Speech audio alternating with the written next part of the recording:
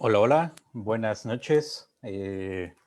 Buenas noches a todos, a todas. Muchas gracias por acompañarnos nuevamente en estas transmisiones que estamos haciendo para llevarles a ustedes diferentes temáticas de divulgación de la ciencia desde la red de planetarios de Quintana Roo. Y pues el día de hoy estamos pues muy contentos.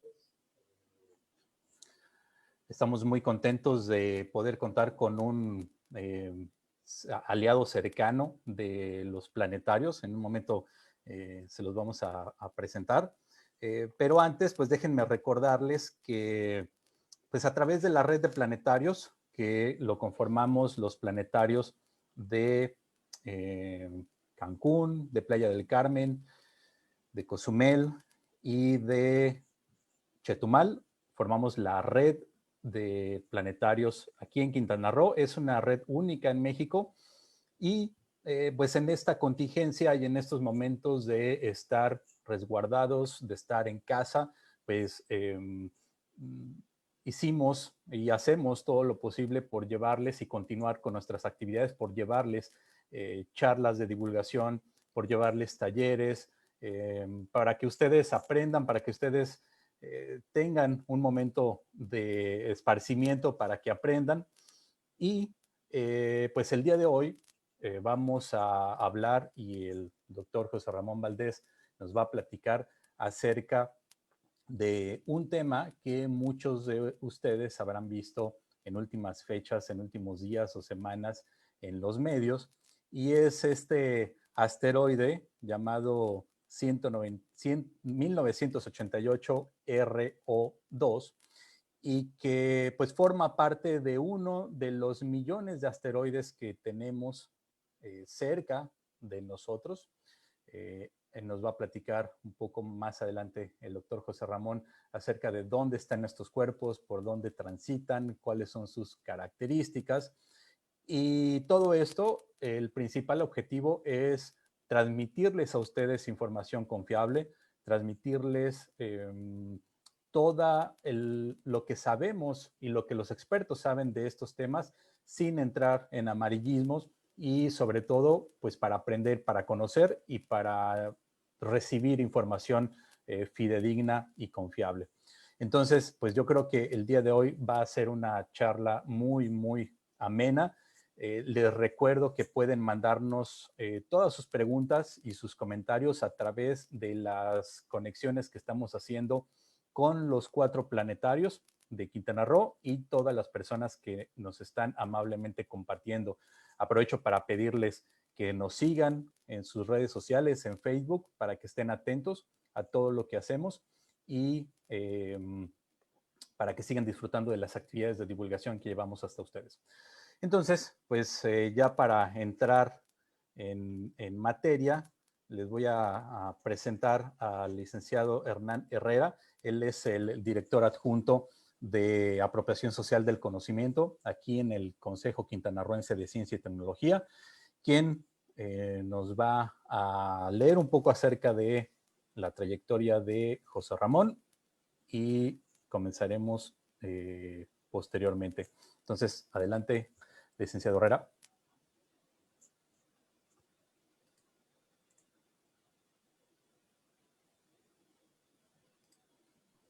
Ya, muchas gracias, Vicente Hernández, director del Planetario de Cozumel.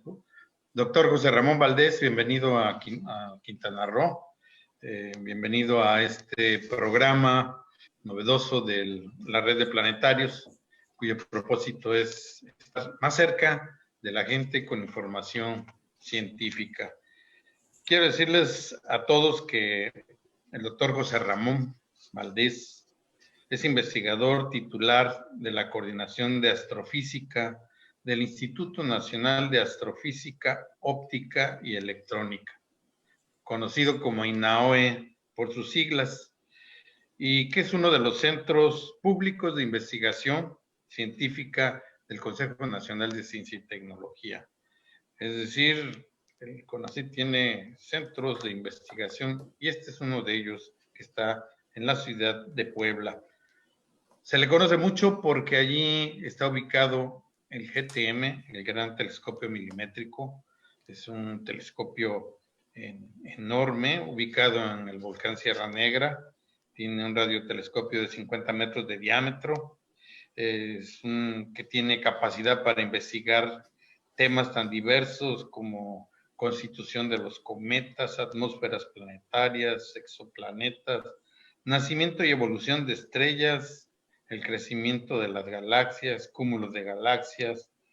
En fin, es una enorme herramienta científica en ese INAOE, de donde el doctor Ramón Valdés es el coordinador de astrofísica.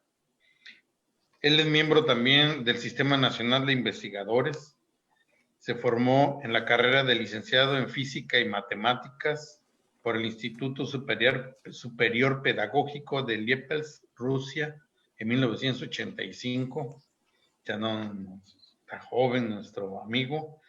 Es egresado de los programas de maestría y doctorado en Ciencias Astrofísicas del INAOE, por sus siglas. Es coautor de más de 50 artículos de investigación publicados en revistas internacionales que han generado más de 1000 citas. Sus intereses profesionales han sido núcleos activos de galaxias y cuerpos menores del sistema solar. Es presidente del comité editorial de la revista Entorno de la Universidad de las Américas. Ha desarrollado diferentes proyectos y entre estos el de monitoreo de asteroides y objetos cercanos a la Tierra, NEOS, con los telescopios del INAOE. Esa es una de las causas por las que está con nosotros, porque es uno de los investigadores dedicados a eso, a darle seguimiento a los asteroides.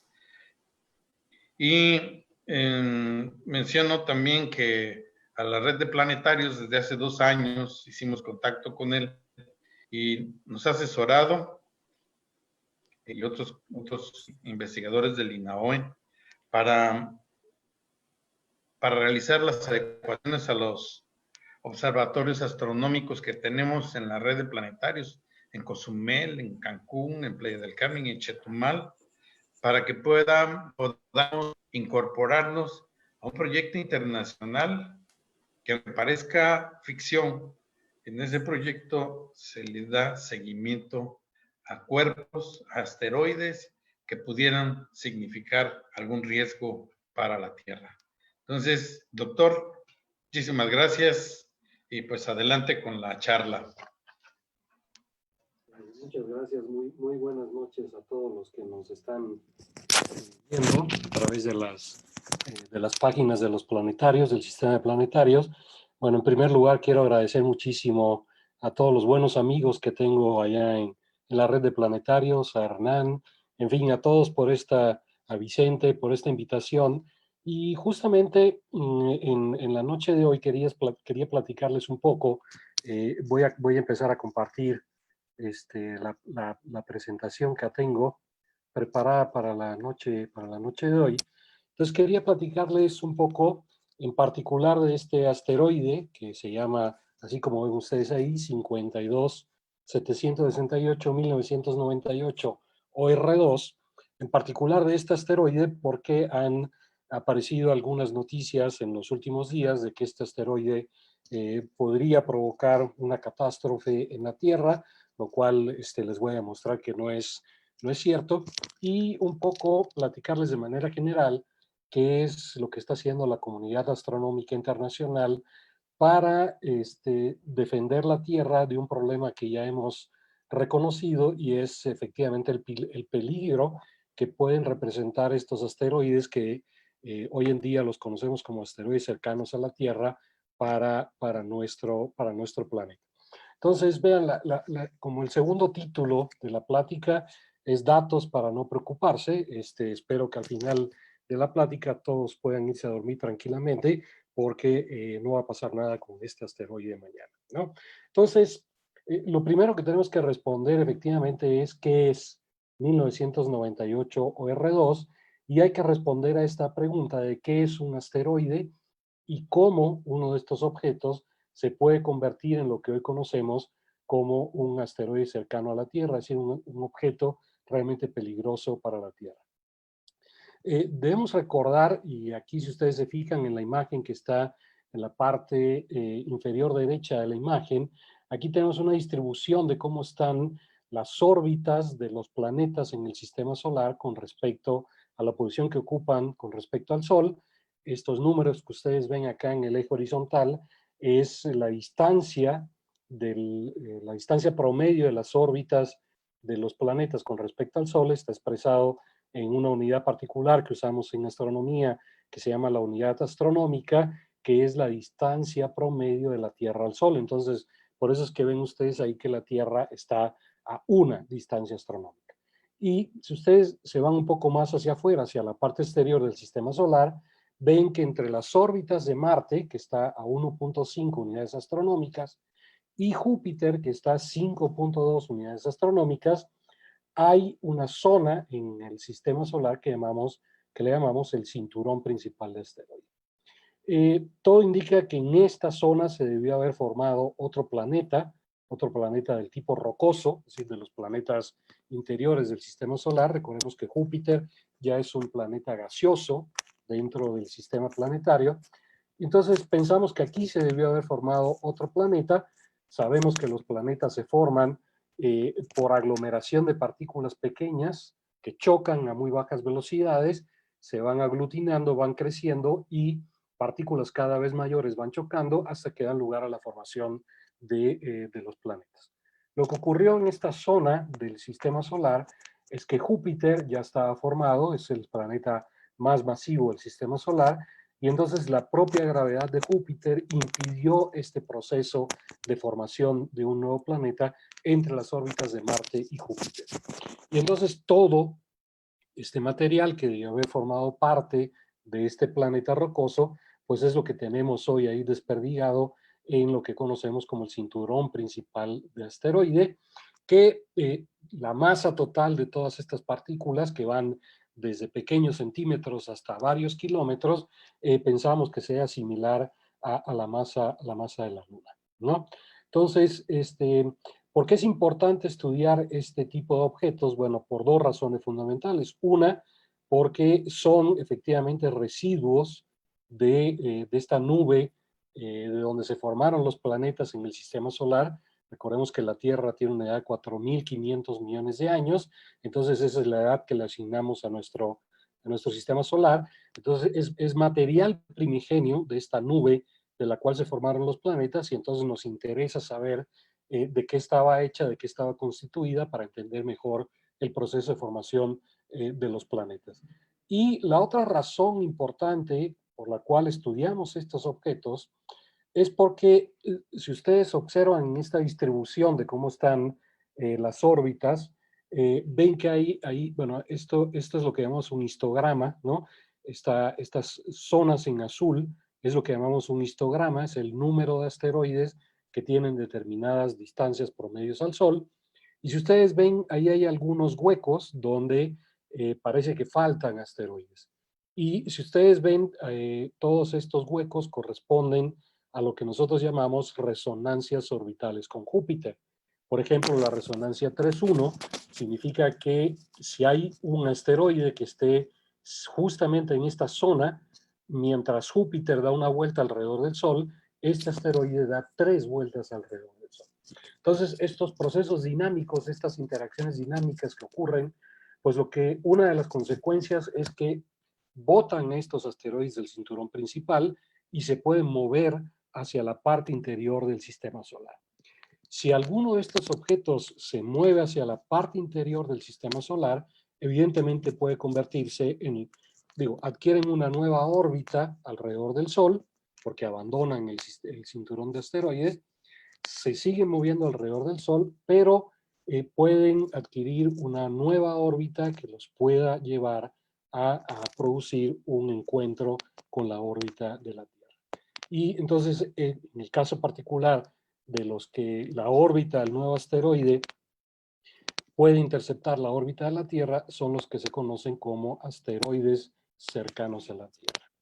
Son cuerpos que en esta nueva órbita tienen distancias perihélicas. Recuerdo que el perihelio Generalmente todos los cuerpos del sistema solar se mueven alrededor del Sol, no por órbitas circulares, sino por órbitas elípticas, y entonces el perihelio es el punto más cercano de la órbita de uno de estos cuerpos al Sol.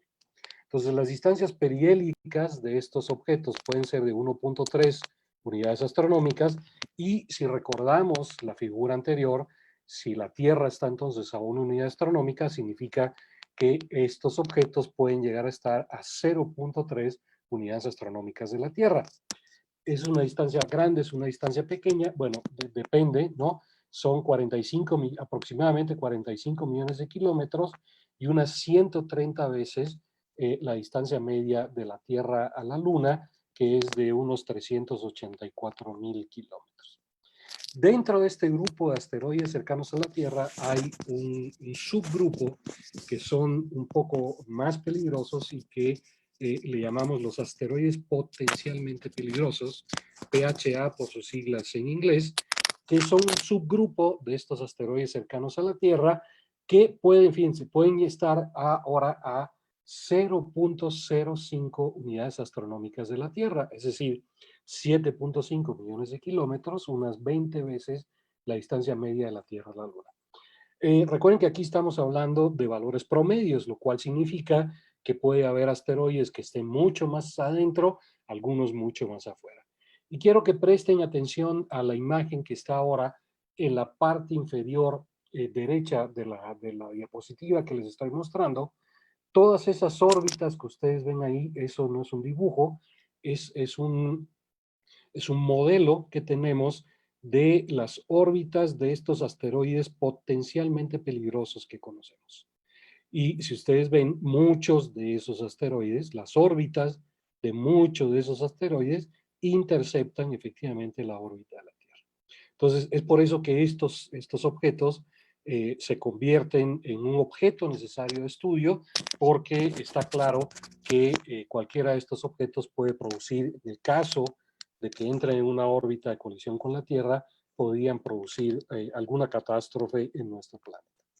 Claro que aquí el problema es que además de que haya coincidencia espacial, haya coincidencia temporal, porque puede ser que uno de estos objetos intercepte la órbita de la Tierra, pero si en ese momento la Tierra se encuentra en un punto muy lejano en su órbita, pues entonces esto no representa ningún problema. Entonces, uno de los objetivos fundamentales de este estudio es efectivamente poder calcular en los próximos 200, 300 años cuáles de estos asteroides puede presentar un peligro potencial para la Tierra. Y eso lo podemos hacer porque hoy en día conocemos perfectamente las órbitas de estos asteroides y por supuesto conocemos perfectamente la órbita de la Tierra.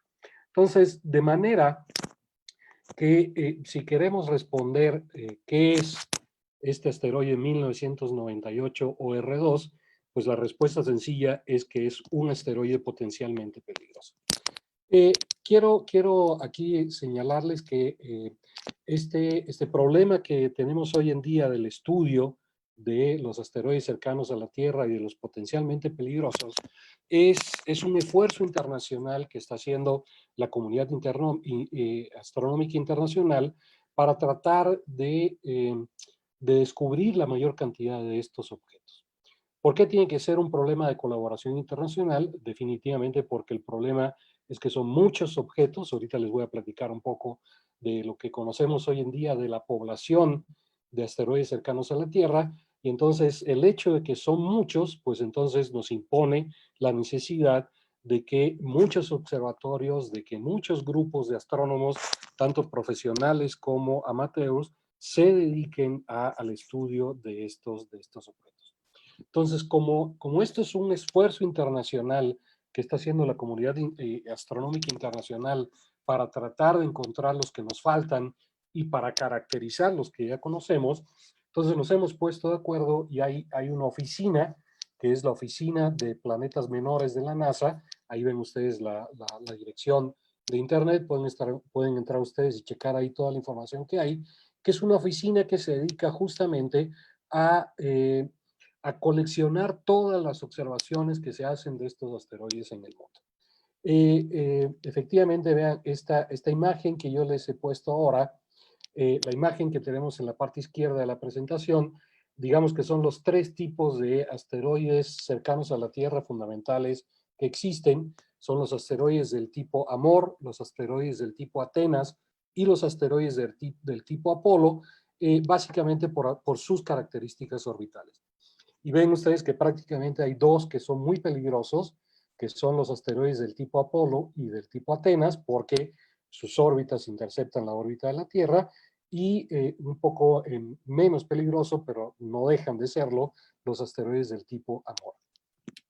Estas estadísticas que les estoy mostrando en las 2 gráficas de la derecha son las estadísticas que saqué de esta página del Minor Planet Center el viernes en la noche, sí, terminando de preparar esta plática. Y las estadísticas que ustedes tienen aquí en la figura central es justamente el número de asteroides cercanos a la Tierra. La parte superior de la imagen les presento el número de asteroides cercanos a la Tierra descubiertos en este mes, es decir, en el mes de abril del 2020, llevamos 161 nuevos asteroides cercanos a la Tierra descubiertos, 877 en lo que va del año, 2.436 se descubrieron el año pasado, y en total conocemos hasta el viernes, seguramente si ustedes entran al ratito a la página del Minor Planet Center, estos números ya se habrán modificado un poquito. Hasta el viernes conocíamos 22.710 asteroides de estos que son asteroides cercanos a la Tierra o que cumplen con las características orbitales que acabo de mencionar. Y bueno, ustedes se podrían preguntar, ¿son muchos, son pocos? Bueno, un poquito más adelante vamos a responder a esta pregunta. Ahí también tiene las estadísticas de los planetas pequeños, de los planetas menores, los cometas descubiertos, etcétera. Y fíjense, la última tira aquí de estadísticas es muy interesante porque esta oficina se formó en los años 90 y hasta el día de hoy hemos realizado, o se han reportado a esta oficina, casi 260 millones de observaciones de este tipo de objetos. Otra información que aparece en la página central del Minor Planet es lo que ahora tenemos en la parte derecha, ¿no? Que son de todos estos asteroides conocidos, cuáles son los que pueden estar en máximos acercamientos en los próximos días. Y si ustedes ven, ahí ahora aquí señalado con un recuadro en verde, efectivamente el asteroide que nos interesa, ¿no? El asteroide 52768, 1998 OR2, y vean, este sí es un asteroide interesante porque la última columna que nos muestra el tamaño, vean que este es un asteroide mucho mayor que el resto de los asteroides que aparecen en próximas aproximaciones. Y es un asteroide, generalmente los asteroides mientras más grandes son, tienen formas más irregulares, pero mientras más pequeños tienen formas más irregulares. Y vean, este tiene 1.3 kilómetros por 4.1 kilómetros. Sí, es un asteroide bastante grande. Y el otro dato interesante es a qué distancia va a pasar con respecto a la Tierra. Y vean ustedes aquí que va a pasar a 16.38 veces la distancia promedio de la Tierra a la Luna. Es mucho, es poco, se los voy a responder rápidamente, pero lo que quería también llamar la atención es que aquí hay otro asteroide que también pues deberíamos preocuparnos un poco más, que es el asteroide 2020 HX3, que vean ustedes, es un asteroide pequeño, ¿no? De unos 25 metros, pero va a pasar a 0.66 veces la distancia promedio de la Tierra a la Luna. Es decir, si el que nos está preocupando hasta ahora va a pasar a 16 veces la distancia de la Tierra a la Luna, este que les he mencionado, 2020, va a pasar entre la Luna y la Tierra. Claro que la diferencia es que este es un asteroide muy pequeño, el 2020 HX3. Si es un asteroide de 25 metros, muy probablemente este asteroide, si entra en la órbita en la atmósfera de la Tierra, afortunadamente tenemos atmósfera y la atmósfera prácticamente lo va a desintegrar, lo cual no ocurriría con un asteroide que tiene un tamaño de 4 kilómetros, como es el 1998 OR2, ¿no? Bueno, esta es la lista de los 1974 asteroides potencialmente peligrosos conocidos a este momento, que también se mantiene por esta oficina del Minor Planet Center. He cortado un poco la lista con esta franja que ustedes ven aquí en rojo. Este es el principio, este es el final de la lista, y lo que quiero que vean es esto que dice aquí abajo. Dice que esta página fue fue renovada el 2020-04-23.66 y el viernes pasado. Entonces, si ustedes entran a esta dirección hoy, van a ver que esta lista está actualizada al día de hoy. ¿Por qué tiene que estar actualizada esta lista al día de hoy? Porque esta es una lista muy dinámica. Es decir, la manera en que los astrónomos trabajamos para mantener esta lista es haciendo observaciones bueno, tratando de encontrar los asteroides que nos faltan por descubrir. Y como vieron ustedes, cada noche descubrimos varias decenas de asteroides nuevos, y cada vez que se descubre un nuevo asteroide, se calculan las probabilidades de colisión con la Tierra, con la órbita de la Tierra, en los próximos 200, 300 años.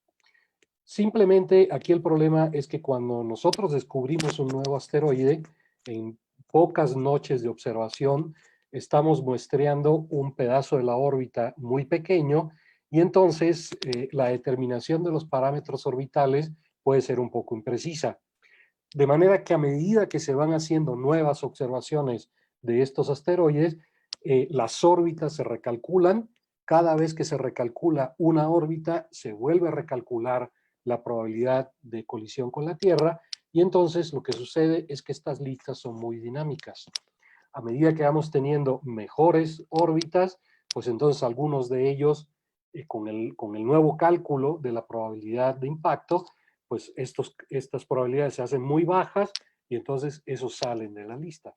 Pero seguramente por alguno que sale, seguramente descubremos nuevos que van a entrar en esta lista. Entonces, por eso es que estas listas son muy dinámicas y tienen que estar actualizadas prácticamente cada día para poder estar trabajando efectivamente con datos mucho más confiables. Entonces, esta oficina del Minor Planet Center mantiene las listas de los asteroides cercanos a la Tierra, los que conocemos como NEAs por sus siglas en inglés, y los potencialmente peligrosos, que también se conocen como PHAs por sus siglas en inglés.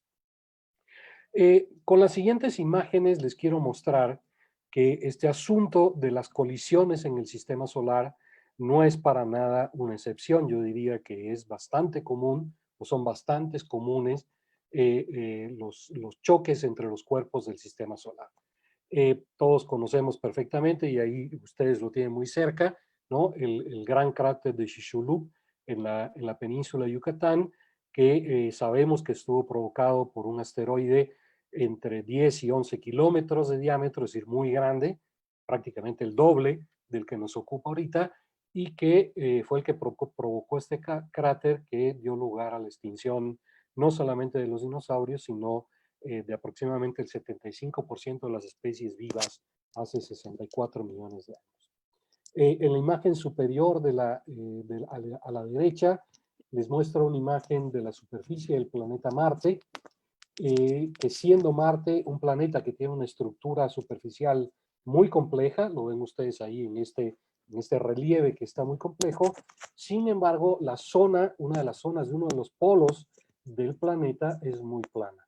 ¿Esto a qué se debe? Pues a un gran impacto de un asteroide muy grande sobre el polo sur del planeta Marte, que provocó efectivamente esta estructura, esta planicie tan grande, lo cual también lo vemos cada vez que nosotros observamos la Luna a través de un telescopio. Vemos estas regiones que se llaman mares, que sabemos perfectamente que no son mares, no hay agua en la superficie de la Luna, pero Todos los que observan la Luna a través de un telescopio ven todos estos cráteres, que son cráteres de impacto, en el caso de la Luna, porque además la Luna no tiene atmósfera, entonces todo lo que le va a pegar definitivamente llega a la superficie, y estas regiones que hoy en día les llamamos mares son regiones que se crearon, digamos, por un proceso similar al que dio lugar a esta gran planicie en el polo sur del planeta Marte.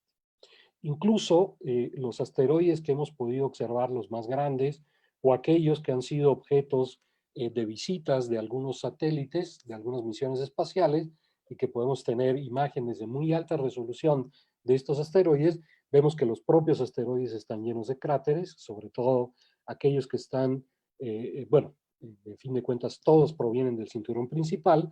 La gran cantidad de asteroides que hay ahí hace que efectivamente estos procesos de colisión sean bastante frecuentes incluso en los asteroides, ¿no? Y bueno, estas dos imágenes son muy claras. La imagen que está a la izquierda es la imagen de Venus, la que está a la derecha es la Luna, y como ustedes ven, pues las dos superficies están llenas de cráteres de impacto.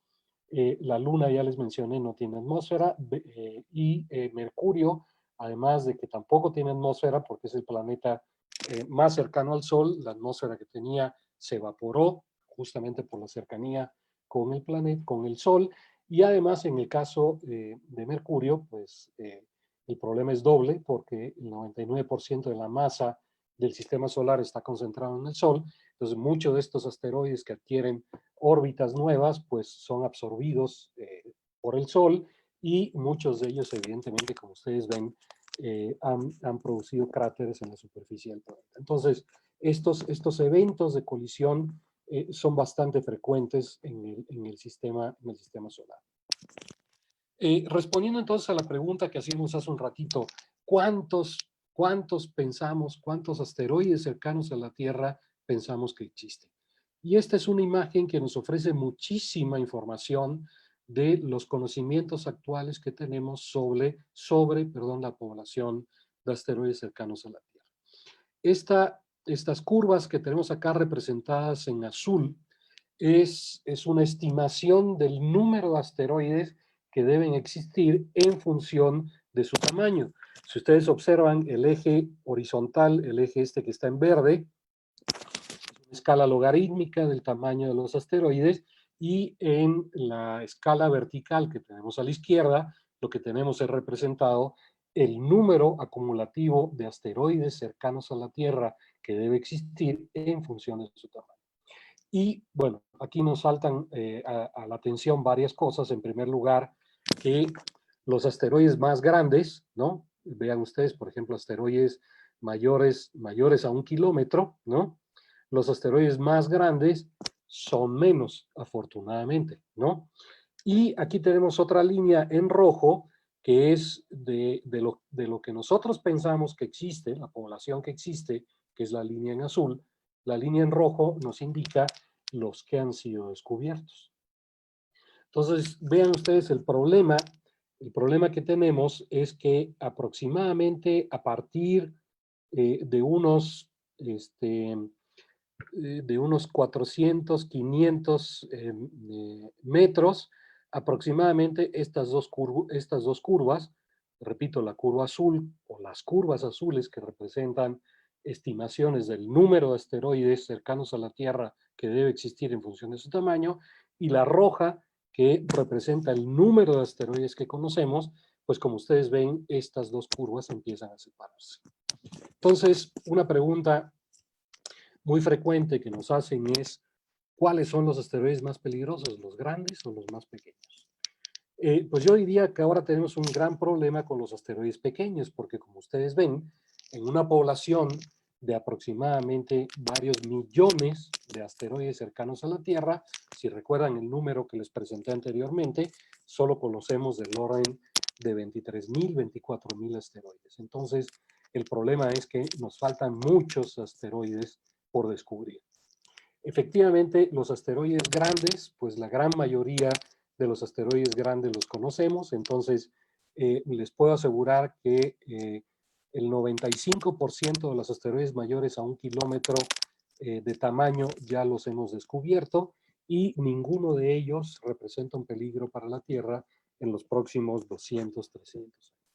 Entonces tenemos un problema que resolver y es que necesitamos trabajar en la parte de las dimensiones medias, ¿no? Porque ahí es donde más discrepancia hay entre el número de asteroides que debe existir y el número de asteroides que conocemos. La región que está sombreada en azul, en la parte izquierda de este diagrama, es la protección que nos ofrece la atmósfera de la Tierra. Entonces, si nos vamos a la escala logarítmica que tenemos abajo, vean ustedes que esto significa que la Tierra nos protege de aquellos asteroides que entren en la atmósfera de la Tierra y tengan tamaños aproximadamente hasta unos 20 o 30 metros de tamaño. Es decir, que afortunadamente tenemos a la Tierra que nos protege, porque cuando estos asteroides entran en la Tierra, vienen del espacio exterior, donde la densidad es muy baja, entran a la atmósfera de la Tierra, se encuentra con un material muy denso, y entonces, por fricción, este objeto se calienta y muy probablemente la estructura interna del asteroide, aquí entra a jugar otro papel muy importante, y es qué tan poroso es el asteroide, más bien, o cuál es la densidad del asteroide. Entonces, lo que sucede es que la estructura interna de estos asteroides pues no aguanta el calentamiento, se rompen y no llegan a la superficie de la Tierra. Es la diferencia que nosotros definimos entre lo que es un bólido y lo que es un meteorito, ¿sí? Un bólido son aquellos que entran en la atmósfera, se queman y no llegan a la superficie de la Tierra. Uno un poquito mayor tiene la posibilidad de llegar a la superficie de la Tierra, y entonces ese, además de producir el bólido, pues llega a la superficie de la Tierra, produce un impacto y luego podremos recuperar estos fragmentos, y entonces lo que tenemos es un meteorito. Entonces, les puedo decir con tranquilidad que la comunidad astronómica internacional está trabajando justamente para resolver este problema que tenemos de los tamaños medios, de las dimensiones medios, para tratar de encontrar el mayor número de asteroides posible de los que nos faltan. ¿Y de qué depende eso? Pues depende de que seamos capaces de cada vez incorporar más observatorios, más gente a la observación de estos asteroides. Es por eso que, como mencionó Hernán al principio en la presentación, desde hace un par de años estamos trabajando con la red de planetarios del estado de Quintana Roo para que en un futuro próximo, si resolvemos algunas deficiencias técnicas que tenemos ahí con los telescopios, podamos incorporar los 4 telescopios que tenemos en los planetarios de Quintana Roo a la observación de los asteroides cercanos a la Tierra. Entonces, vean, aquí hay muchísima más información interesante. En el eje superior, horizontal superior, tenemos la energía que se libera por el impacto de un asteroide de determinado tamaño. Hay marcados 2 eventos muy importantes en la historia de los encuentros de los asteroides con la Tierra. Uno es el impactador en el periodo Cretáceo tardío, que es justamente el que mencioné, que dio lugar a la extinción de los dinosaurios, y otro es un evento que se produjo en 1908 en Tunguska, en la Siberia rusa, que fue un evento explosivo muy importante. No provocó cráter en la superficie de la Tierra, explotó aproximadamente unos 8 kilómetros de altura. Entonces, vean ustedes, ahí se puede calcular la cantidad de energía en millones de toneladas de megatons producidas por el impacto de unos de estos objetos. Y en el eje vertical derecho, lo que tenemos es el intervalo de tiempo promedio, es decir, de 2 eventos similares. Es decir, efectivamente, si ustedes se van, por ejemplo, al meteorito que produjo la extinción de los dinosaurios, vean que debe ocurrir uno cada aproximadamente 10 a los 8 años. 10 a los 8 años son 100 millones de años, y si pasó ya hace 64 millones de años, significa que en los próximos 36 millones de años debemos tener un impacto similar al que provocó la extinción de los dinosaurios. Evidentemente, mientras más grandes son los asteroides, pues estos eventos son cada vez más raros, menos frecuentes, y entonces el intervalo es mucho mayor. Entonces, finalmente, ¿qué es 1998 OR2? Pues entonces, como ya mencionamos, es uno de estos, no solamente un asteroide cercano a la Tierra, sino un asteroide potencialmente peligroso para la Tierra. Hay otra página de la NASA, particularmente del Jet Propulsion Laboratory, que mantiene este centro de estudios de objetos cercanos a la Tierra, y dentro de uno de los objetivos fundamentales es el mantenimiento justamente de estas máximas aproximaciones. Como ven ustedes ahí, efectivamente aparece el que nos interesa ahora, 1998 OR2, que como ustedes ven acá, el máximo acercamiento ocurrirá el 29 de abril, es decir, el próximo miércoles, a las 09:56 horas de tiempo universal. Entonces, teniendo en cuenta que tenemos entre 6 y 7 horas de diferencia con el meridiano de Greenwich, dependiendo si tenemos horario de verano o no, entonces este máximo acercamiento ocurrirá, digamos, para la República Mexicana en la madrugada del próximo miércoles. ¿A qué distancia pasará? Como ven ustedes ahí, a una distancia de 16.36 distancias lunares. Y entonces quiero que se vayan a la imagen que está en la parte inferior derecha de la diapositiva. Aquí efectivamente la distancia promedio de la Luna a la Tierra es 384.400 kilómetros. Eso es lo que le llamamos una distancia lunar. Entonces, si este asteroide va a pasar a 16.36 distancias lunares, significa, como ustedes ven aquí en la figura, que va a pasar a un poco más de 6 millones de kilómetros. Es decir, no es un objeto que va a representar absolutamente ningún problema para la Tierra. Entonces, todas estas noticias son completamente infundadas porque no va a ocurrir ningún impacto de este asteroide con la Tierra, ni en esta máxima aproximación del 29 de abril, ni en las próximas que les voy a mostrar a continuación. Otra forma que tenemos de expresar las distancias, ya lo mencioné, es en unidades astronómicas. Entonces vean que este asteroide va a pasar a 0.04 unidades astronómicas de la Tierra. Si una unidad astronómica es la distancia promedio de la Tierra al Sol, que es más o menos un poquito menos de 150 millones de kilómetros, si ustedes multiplican, pues les va a salir un número similar al que les mencioné, es decir, un poco más de 6 millones de kilómetros de la Tierra. Entonces, este asteroide en particular no representa absolutamente ningún peligro para la Tierra en su máxima aproximación del próximo miércoles. Otra de las utilidades que mantiene esta página de Cineos es el cálculo justamente de las probabilidades de impacto de estos asteroides que conocemos, como les mencioné, para los próximos 200, 300 años. Entonces aquí tienen ustedes la lista ordenada por el grado de peligrosidad que pueden tener estos asteroides. Y entonces nos remitimos a la lista que mantiene Cineos, y entonces de los casi 24,000 asteroides cercanos a la Tierra conocidos hasta el día de hoy, el más peligroso es 2010 RF12.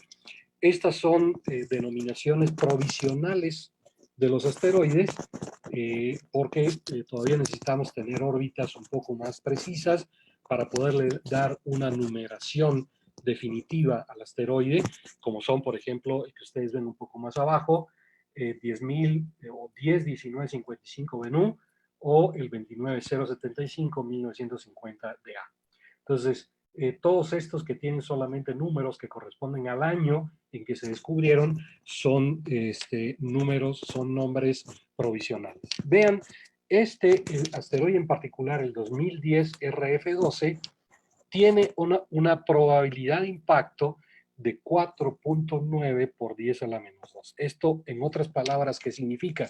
Significa que en el intervalo de tiempo entre el año 2095 y el año 2118, como se muestra en la tabla, hay 62 potenciales impactos de este asteroide en este periodo de tiempo, y la máxima probabilidad de impacto es de 4.9 por 10 a la menos 2. Esto significa que solamente hay un 4.9% de probabilidad de impacto, o lo que es lo mismo, un 95.1% de que no se produzca el impacto. Entonces, o de otra manera de representarlo es 1 sobre 20 de probabilidad. Entonces, efectivamente, aunque estos eventos pueden ser realmente peligrosos, pues en realidad no son tan probables, pero sí tenemos que seguir trabajando en la tarea que tenemos pendiente de descubrir los asteroides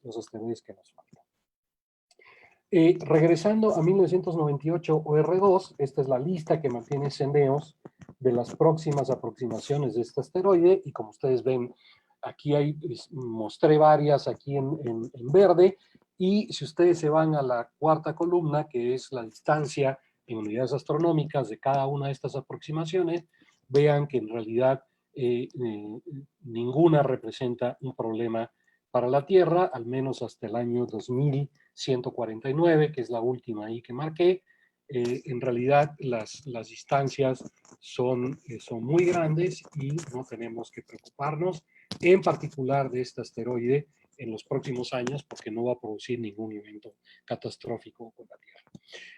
Otros datos que conocemos, bueno, de este asteroide, como es un asteroide que ya tiene número permanente, pues entonces conocemos perfectamente sus elementos orbitales. Ahí tienen ustedes los diferentes parámetros orbitales que caracterizan su órbita, y un esquema de cómo está la órbita de este asteroide con respecto a las órbitas de los planetas interiores.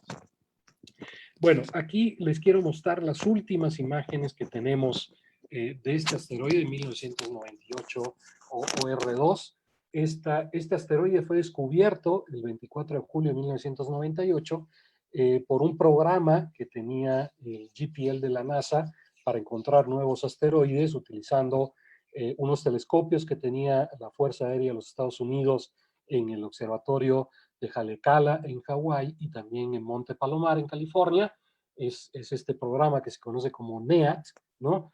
Y esta imagen que ustedes tienen en la parte superior izquierda de la diapositiva es la última imagen que se ha obtenido de este asteroide, vean ustedes, el 18 de abril, y fue una imagen obtenida por un radiotelescopio. La imagen que ustedes tienen exactamente debajo es el telescopio de Arecibo, un radiotelescopio que está en la isla de Puerto Rico, en Arecibo, y que es un telescopio que tiene 600 metros de diámetro, pero es un asteroide, es un telescopio que funciona de una manera muy particular. Por ser muy grande el telescopio, se utilizó una hendidura natural que hay en el relieve del terreno, y entonces esta antena está fija. Es decir, este radiotelescopio solo puede observar lo que pasa por encima de la antena. Afortunadamente, la trayectoria, la órbita que tiene este asteroide lo llevó a pasar por encima del radiotelescopio, y entonces estos telescopios funcionan como un radar. Es decir, pueden enviar una señal de luz, en este caso de ondas, de radioondas, hacia el asteroide. Esta luz rebota en la superficie del asteroide y se recibe nuevamente en el telescopio. Por eso es que funcionan como un radar. Pero si además este asteroide está rotando, pues entonces se puede construir la forma tridimensional del asteroide. Tenía un video para pasarles, pero ya tenemos poco tiempo. Mejor me paso a lo que sigue, que creo que es muy importante. Entonces aquí en esta imagen ustedes tienen varios de los sistemas de telescopios que hoy en día se utilizan para encontrar los asteroides que nos faltan. ¿Qué tenemos que hacer o cómo ha definido la comunidad astronómica internacional que tenemos que proceder para, en definitiva, defender a la Tierra, a nuestro planeta, de una posible colisión con alguno de estos asteroides. Vean, lo primero que tenemos que hacer es encontrar los que nos faltan. De una población de varios millones, solo conocemos aproximadamente 25,000, y entonces necesitamos encontrar los que nos faltan. Eso ya sabemos cómo lo tenemos que hacer, incorporando cada vez más telescopios a estas observaciones. Una vez que los encontremos, tenemos entonces que empezar a observarlos para poder conocer perfectamente sus órbitas. Es esto que le llamamos aquí en inglés hacer el track de los asteroides, ¿no? Tenemos que conocer sus órbitas porque solamente si conocemos sus órbitas podemos calcular la probabilidad de impacto en los años posteriores. Una vez que los hayamos caracterizado desde el punto de vista orbital, entonces tenemos que empezar a caracterizarlos desde el punto de vista físico. Es decir, necesitamos conocer cuáles son las propiedades físicas de los asteroides, y por esto me refiero, necesitamos saber de qué tamaño son, de qué están hechos, a qué velocidad se mueven en su órbita, es decir, todos estos parámetros, porque de estos parámetros dependen los dos problemas fundamentales que tenemos que resolver. Uno es probar si las tecnologías de deflexión de asteroides que hoy en día tenemos pueden funcionar con un asteroide en particular, y dos, en caso de que no podamos evitar la colisión, pues entonces crear políticas adecuadas de mitigación de daños en la superficie de la Tierra. Entonces, una vez que los caractericemos y sabemos que alguno de estos entra en órbita de colisión con la Tierra, tenemos que aplicar algunas de las tecnologías de deflexión que hoy en día conocemos para modificar la órbita de un asteroide. Es decir, ¿qué no vamos a hacer? No vamos a hacer lo que hizo Bruce Willis en la película Armageddon, que es llegar, poner una bomba, destruir el asteroide, porque entonces en lugar de tener un solo problema, vamos a tener miles de problemas. Lo que tenemos que hacer es modificar la velocidad orbital de estos asteroides para que si nosotros logramos acelerar el asteroide, entonces lo que evitamos es la coincidencia temporal de la órbita del asteroide con la órbita de la Tierra. Si logramos acelerarlo, el asteroide pasa primero y la Tierra pasa después. Si logramos frenarlo, entonces pasa primero la Tierra y luego pasa el asteroide, y así evitamos la colisión. Y otro punto importante en toda esta cultura para lograr estos objetivos es cada vez, de hecho esta plática que estamos teniendo hoy forma parte de este punto 5, que es tratar de concientizar al público en general de el peligro que representan estos objetos, y que ustedes tengan la información necesaria para saber que estamos trabajando en resolver este problema, ¿no? Esto es un esfuerzo internacional. Como ustedes ven, hay una oficina de Naciones Unidas, que es la Oficina para el Uso Pacífico del Espacio Ultraterreno, que es la que se dedica justamente a de alguna manera, dirigir todo ese trabajo que se hace y coordinar todo este trabajo internacional.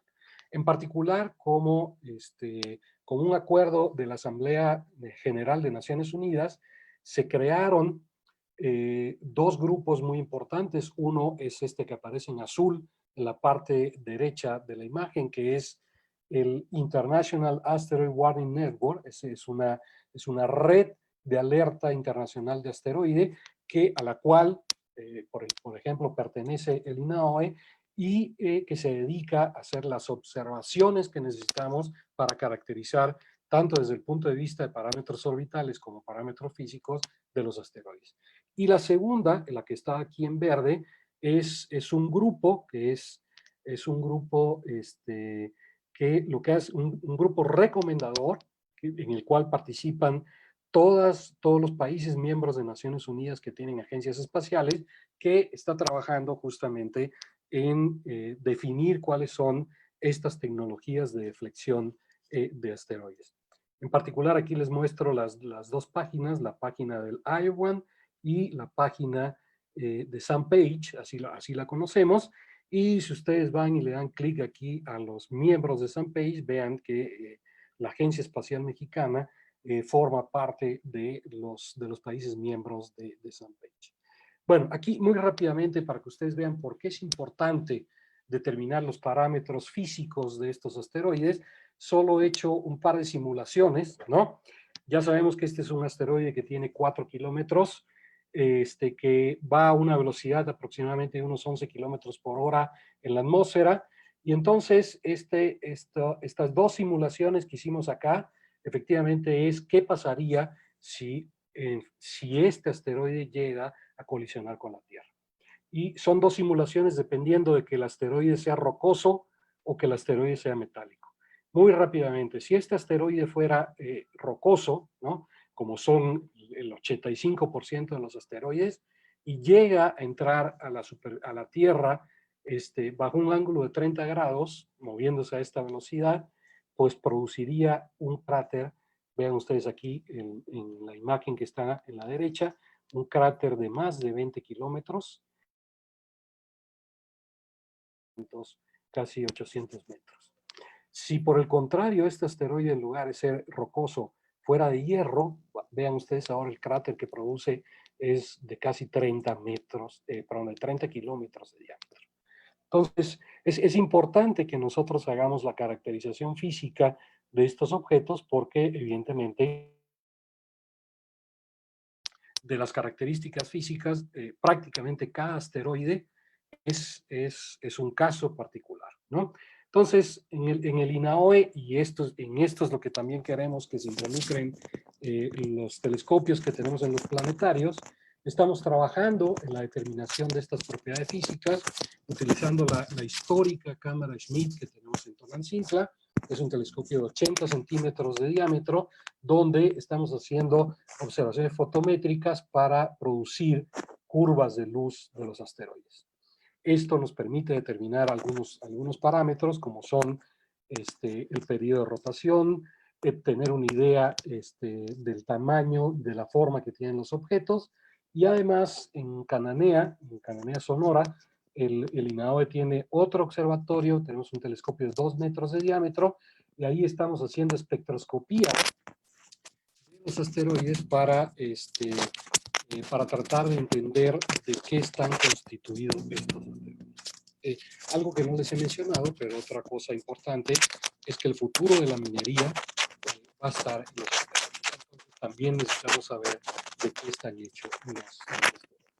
Por último, creo que esta es la última diapositiva ya para terminar, para que ustedes vean cuáles son los esfuerzos que está haciendo la comunidad astronómica internacional. Quería platicarles de esta misión, que es la Asteroid Impact Mission, que en realidad forma parte de una misión más grande, que es el Asteroid Impact and Deflation Assessment, que está formada por 2 misiones espaciales. La primera es la AIM, que es una misión de la Agencia Espacial Europea. La segunda es la DART, que es una misión de la NASA, que ambas están trabajando en conjunto para llegar a un asteroide binario. El asteroide se llama Didymos, que es un asteroide binario, si son 2 asteroides que van juntos en el espacio.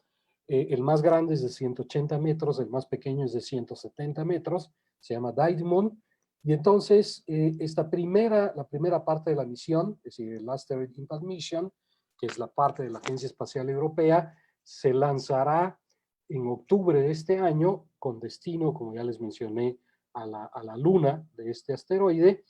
Y esta primera parte de la misión tiene el objetivo de lanzar una serie de CubeSat, que son satélites muy pequeños, que se convertirán en satélites de este asteroide y llevarán varios instrumentos científicos a bordo para caracterizar de una manera mucho más precisa las propiedades físicas de este asteroide.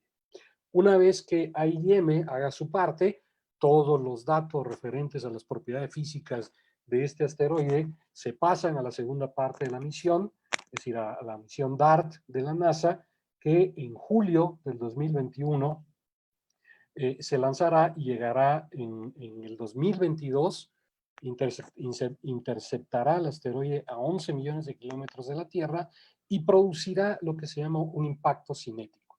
Es decir, un impacto cinético es un proyecto que lo que va a hacer es, como en un juego de billar, transmitir, ¿no? La energía cinética que lleva el proyectil al asteroide para provocar un cambio en la velocidad orbital del asteroide. Como ustedes ven en la imagen de la derecha, la órbita que está en blanco es la órbita original del asteroide. La órbita que está en azul es la órbita que quedará después del impacto. Como ustedes ven, el impacto se produce en la dirección opuesta a la velocidad del movimiento orbital, es decir, lo que se va a buscar es frenar el asteroide. Entonces, sí, y estas dos misiones, el objetivo que tienen es probar efectivamente una de las técnicas de deflexión de asteroides más comunes y más populares que hay, que es justamente el impacto cinético. Entonces, si esto funciona para asteroides de 170 metros, pues creo que habremos ganado un paso muy importante en el futuro de la defensa de nuestro planeta en cuanto al peligro que representan estos objetos para la Tierra. Entonces, bueno, creo que esta es la última diapositiva, efectivamente. Muchas gracias por su atención. Espero que ahora todos tengan efectivamente los datos reales de lo que va a pasar con este asteroide 1998 OR2 y que efectivamente todos ustedes ya tengan una idea más clara.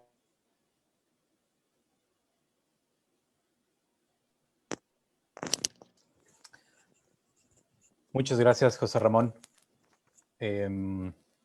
Muy interesante y además yo creo que para tranquilizar a todos los que están enterados de una o de otra forma sobre este evento.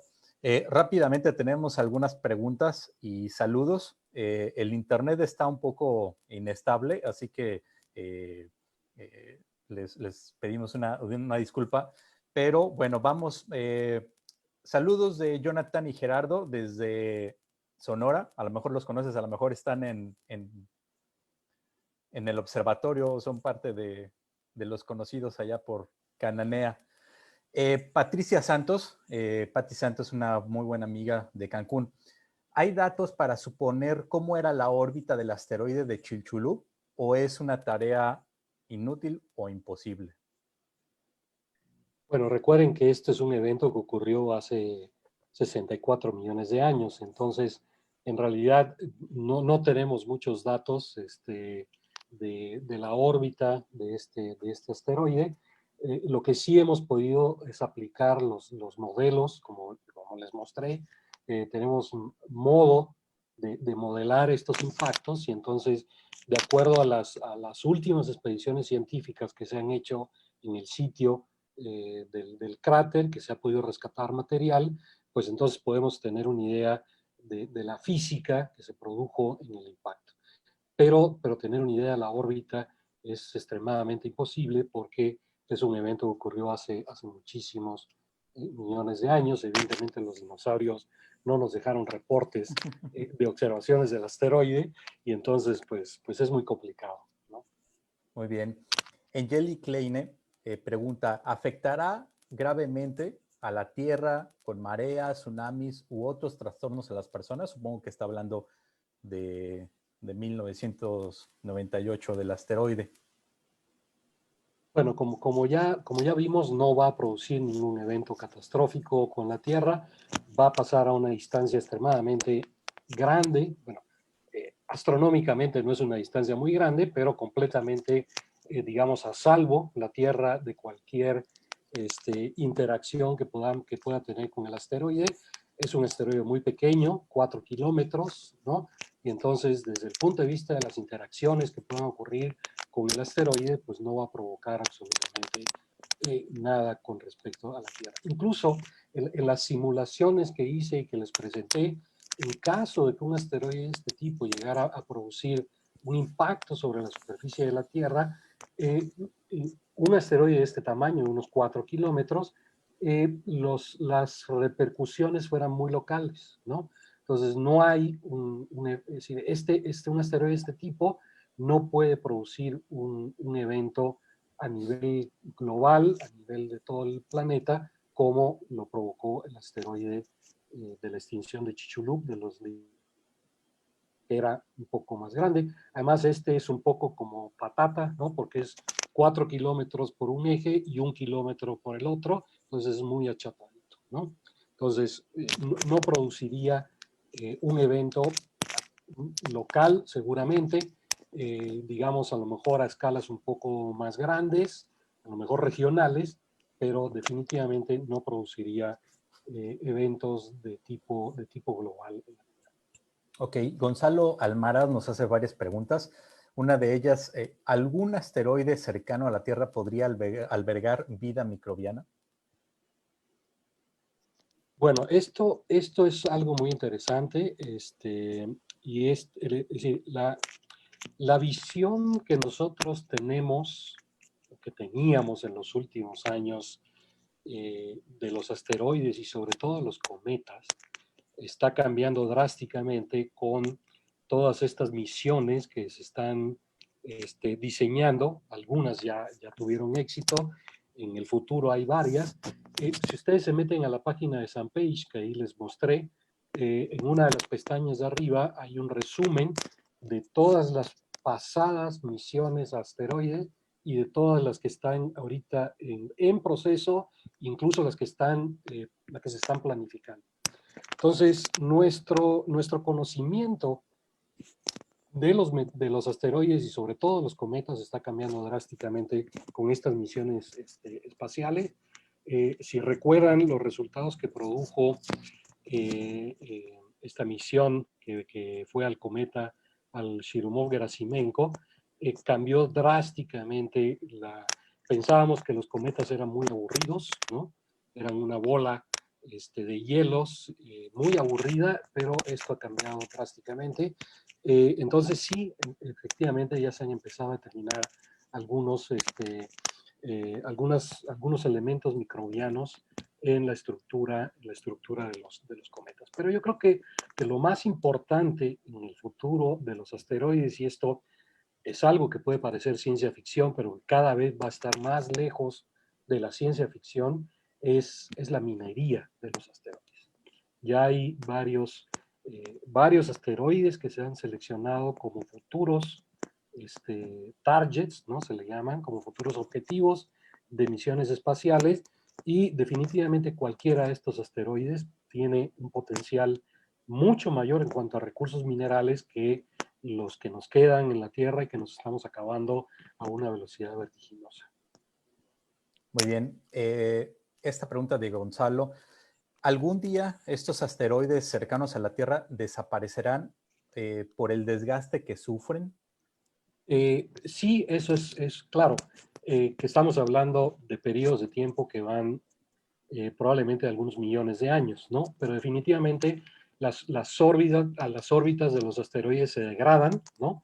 Entonces, el futuro de estos asteroides inevitablemente será o que entren en colisión con alguno de los planetas interiores del sistema solar, porque de la misma manera en que hay asteroides cercanos a la Tierra, hay asteroides cercanos a Marte, hay asteroides cercanos a Mercurio, muchos de ellos son tragados por el Sol, tenemos muchísimos ejemplos de estos asteroides que son tragados por el Sol. Entonces, o definitivamente van a producir un choque con alguno de estos planetas, o las órbitas se van a ir degradando por efectos que sabemos que existen en las órbitas, sobre todo un efecto que sabemos que es el efecto York, ¿no? Que depende de cómo va la velocidad de rotación con respecto a la velocidad de traslación, y entonces el viento solar, que también calienta las superficies. Entonces, una de las posibles destinos de estos asteroides es que modifiquen las órbitas, y algunos incluso pueden salir del sistema solar. Ya el año pasado tuvimos la noticia de probablemente el primer asteroide interplanetario, ¿no? que venía de otra estrella, el famoso Oumuamua, ¿no? Y entonces lo mismo que sucedió con que dejó un sistema planetario en otra estrella y se puso a vagar, ¿no? por el espacio interplanetario, pues lo mismo puede ocurrir con estos asteroides, que son asteroides cercanos a la Tierra. Muy bien. Néstor y Gabriela nos mandan saludos desde Pachuca, de la Ciudad de México. También de todo el grupo del Planetario de Cozumel. Te mandan saludos, José Ramón. Muchas gracias, saludos a todos los amigos. Margarita, Miriam y Sandy también nos llaman. Antonio desde Uruapan, Michoacán. Nos saludan también desde Colombia. Francisco Quintal dice, me llama la atención el mapeo que se hace y las cuestiones computacionales que se realizan. Debe de ser muchísimo trabajo. ¿Podrías comentar algo acerca de la parte de simulación o de la parte computacional que se hace con los asteroides? Bueno, algo que no mencioné por cuestiones de tiempo, les puse algunas imágenes de algunos de los telescopios que están dedicados única y exclusivamente a la búsqueda de estos nuevos asteroides que nos faltan. Entonces, quiero que esté claro, es decir, nosotros hemos identificado plenamente el problema y el problema es que nos surge encontrar estos asteroides que nos faltan. Nos sobran ejemplos que cada día entran a la atmósfera de estos asteroides que no conocemos, muchos de ellos porque tienen órbitas muy cerradas y están muy cerca del Sol, entonces los vemos prácticamente de día junto con el Sol y son muy difíciles de encontrar. Entonces, el problema fundamental es que tenemos que encontrar estos que nos faltan. Y es por eso que hay alrededor de entre 11 y 12 sistemas observacionales en todo el mundo que están dedicados única y exclusivamente a la búsqueda de estos asteroides que nos faltan. En los próximos meses vamos a instalar en Cananea también uno de estos sistemas en colaboración con grupos de investigación en Rusia, y la característica fundamental que deben tener estos sistemas de búsqueda de nuevos asteroides es que como nosotros no sabemos de dónde provienen los asteroides, pues si los queremos encontrar tenemos que observar todo el cielo. Y para poder observar todo el cielo necesitamos tener sistemas que proporcionen campos de visión muy grandes, de manera que nosotros podamos cubrir todo el cielo en una noche, cubrir varias veces todo el cielo que está sobre un telescopio. Entonces necesitamos tener telescopios muy particulares en su sistema óptico que proporcionan campos de visión muy grande, y además tenemos que tener detectores muy grandes que cubran todo ese campo de visión. Entonces, ¿cómo funcionan? Y esto es muy interesante por la pregunta que hacían, qué retos representa desde el punto de vista no solo observacional, sino desde el punto de vista de cómputo, ¿no? Porque lo que hacen estos sistemas es, en una noche, observar 4 o 5 veces todo el cielo que está disponible sobre el telescopio. Imagínense nada más la cantidad de datos que genera cada uno de estos sistemas en una sola noche de observación. Evidentemente no hay cristiano, no hay humano que pueda hacer digamos, evaluar estas imágenes desde el punto de vista de sentarse detrás de una computadora e ir analizando estas imágenes. Entonces hay sistemas automáticos, sistemas computarizados automáticos, que lo que hacen es agarrar las 4 o 5 imágenes que tomamos de la misma región del cielo, hacemos una cosa que se llama astrometría, es decir, medir la posición de las estrellas. Hoy en día tenemos a disposición de la astrofísica moderna catálogos estelares que tienen varios millones de estrellas, ¿no? El catálogo, por ejemplo, que usa el telescopio espacial Hubble, tiene alrededor de 6 millones de estrellas, ¿no? Entonces, con esos catálogos medimos la posición de las estrellas, y entonces cada uno de los puntitos que tenemos en la imagen y que se identifica como una estrella, automáticamente se quitan. Y entonces solamente se quedan en la imagen aquellos objetos que no son estrellas.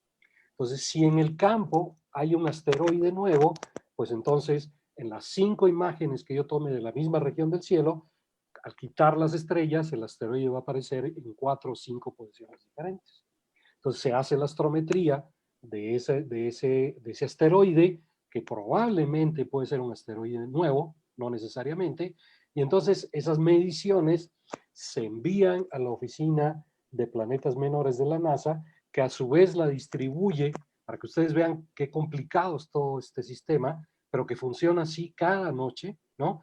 Se distribuyen a 2 universidades, una en España y otra en Italia, que tienen los códigos para hacer el cálculo de los parámetros orbitales a partir de las posiciones que nosotros medimos, y esos cálculos se comparan con la base de datos que tiene la Oficina de Planetas Menores, de los parámetros orbitales, porque no hay dos asteroides que tengan los mismos parámetros orbitales, porque si no estarían compartiendo órbita, eso está claro, ¿no? Entonces, se compara con la base de datos de parámetros orbitales que tiene la Oficina de Planetas Menores y entonces se determina si es un asteroide ya conocido o un asteroide nuevo.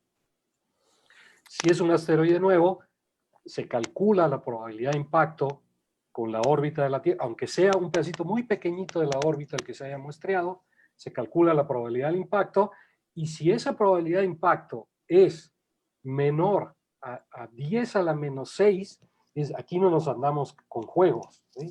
No es ni siquiera 10 a la menos 2 ni 10 a la menos 1. Si es menor a 10 a la menos 6, lo metemos en la lista de potencialmente peligrosos. Y esos entonces son los que requieren mayores observaciones desde el punto de vista astrométrico para ir teniendo cada vez órbitas mejor calculadas. Y es por eso que al paso de un mes, por ejemplo, algunos de estos nuevos pues salen de la lista, pero por uno que sale seguramente hay otro que entra, ¿no? Entonces es un problema muy complejo y que también requiere de buenos especialistas en cómputo, porque los programas tienen que ser programas completamente automatizados. Es una cantidad de trabajo enorme y bueno, parte de eso es por lo cual en la red de planetarios quisimos involucrarnos en este proyecto, además de comunicarlo y compartirlo con los chicos de secundaria, de prepa, en los diversos proyectos que tenemos. Las preguntas son un par de preguntas, esas las podemos contestar a través de nuestra página en Facebook, para no alargar más esta sesión. Y tenemos ya para finalizar, ya se incorporó con nosotros el ingeniero Víctor Alcerreca. Él es el director general del Consejo Quintanarroense de Ciencia y Tecnología. Por ahí también sigue con nosotros el licenciado Hernán Herrera. Y a ver si nos podemos conectar con ellos. Pueden activar su micrófono, su cámara para cerrar la sesión, para agradecerle al doctor José Ramón. Y bueno, en lo que logran conectarse, en lo que nos acompañan, ¿cuál sería el tamaño mínimo que debería de tener un meteoroide o un asteroide o cometa para que a su paso por la atmósfera logre sobrevivir?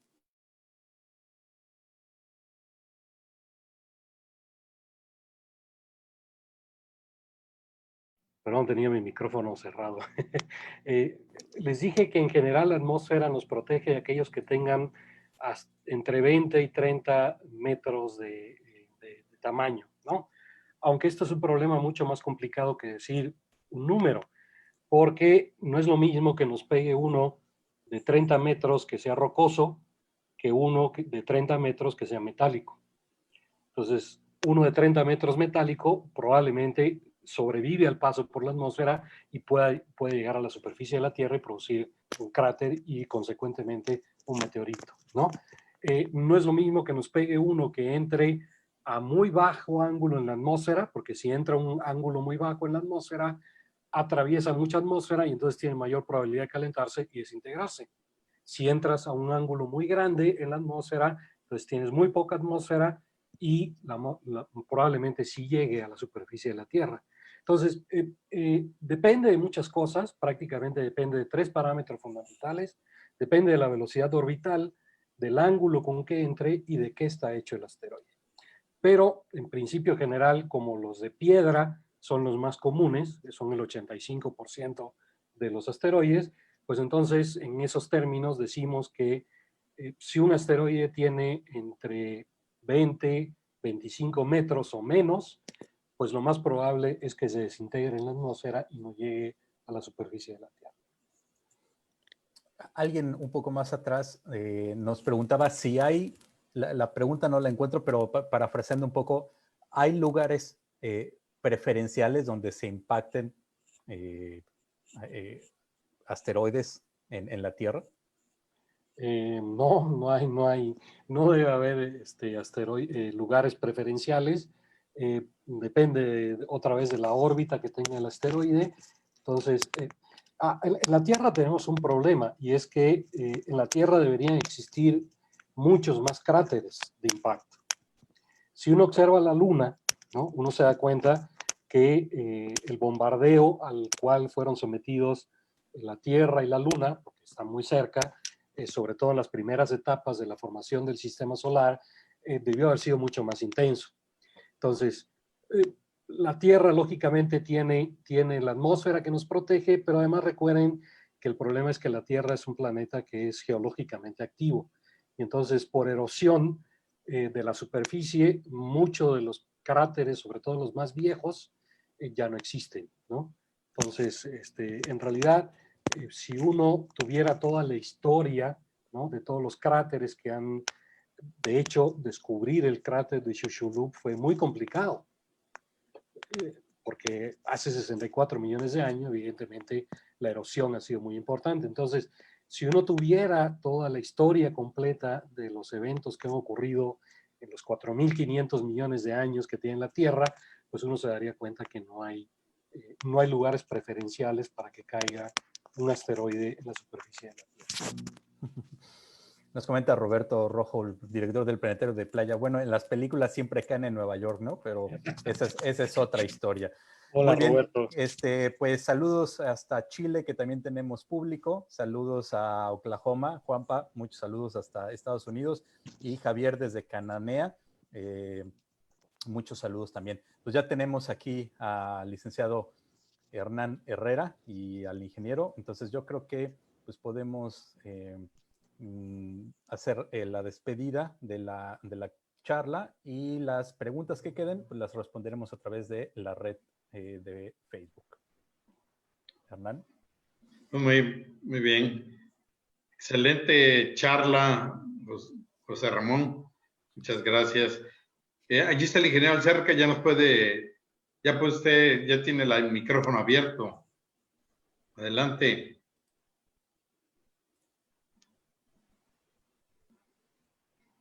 Ya se había conectado. Bueno, si me permiten, yo nada más quisiera decir algo rapidito. Adelante. Quisiera agradecerles verdaderamente la invitación. Tengo muy buenos amigos ahí en Cancún, tanto a Hernán como al ingeniero, como a Vicente, por dos cosas. Uno, por la invitación, me da mucho gusto otra vez estar con ustedes, y la verdad quiero felicitarlos por esta iniciativa que han tenido de tratar de llevarle a la gente, ahora que estamos en este periodo lamentable en el cual tenemos que estar en casa y tenemos que estarnos cuidando. Creo que ha sido una iniciativa muy loable por parte de ustedes organizar todas estas pláticas. He visto muchas muy interesantes. Entonces, la verdad, quería yo felicitarlos, porque creo que hace falta mucho más de esto. Muchas gracias a todos los que se conectaron, y por favor, cuídense. Es tiempo de quedarnos en casa, y qué mejor de emplear el tiempo aprendiendo cosas buenas y cosas útiles. Entonces, muchas gracias y muchas felicidades por la iniciativa que han tenido. Sí, muchas gracias. De hecho, aprovecho para hacer el comercial de que el próximo viernes vamos a tener nada más y nada menos que a la doctora Julieta Fierro en una charla increíble que se llama La Luz del Universo. Entonces vamos a tener una invitada también de lujo. Y como estas conferencias con el doctor José Ramón, con Julieta Fierro, es una de las divulgadoras más reconocidas, no solo en México, sino en Latinoamérica. Pues tenemos cada semana investigadores, científicos que nos hablan sobre distintos temas. Entonces, no sé, Hernán, si estás por ahí. Ok, pues parece que hay por allí algún problema que tiene el ingeniero Víctor Manuel Alcerca, pero quería más que nada agradecerte, José Ramón, siempre tu valiosa colaboración. Eres uno de los aliados importantes de la red de planetarios, sobre todo pues allí con el doctor Vicente, y hoy sumado Gerardo y Tania, pues estamos ya más consolidados con un equipo de expertos en esta área tan interesante que es la astronomía. y muchas gracias por la información. La verdad es que en redes hemos venido dando seguimiento y de alguna manera la red de planetarios emite información para darle información científica, porque de por sí estamos paniqueados con el asunto de la pandemia y la cuarentena, y que luego algunas personas que, pues yo no sé con qué propósito, pero sacan notas bastante amarillistas de que ya no solo nos pegaron el coronavirus, sino nos va a pegar también un asteroide.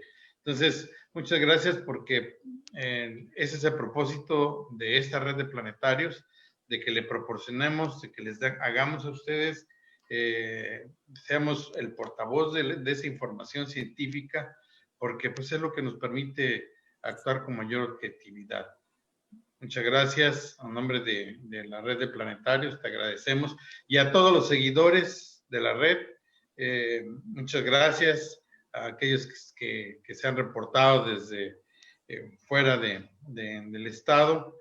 Y dentro de poco estará disponible la charla, la editamos y estará disponible en el canal de YouTube.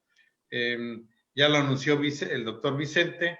Este viernes tenemos una invitada de lujo, 30 minutos, a la astrónoma principal, ¿no? La divulgadora por excelencia de la ciencia, Julieta Fierro.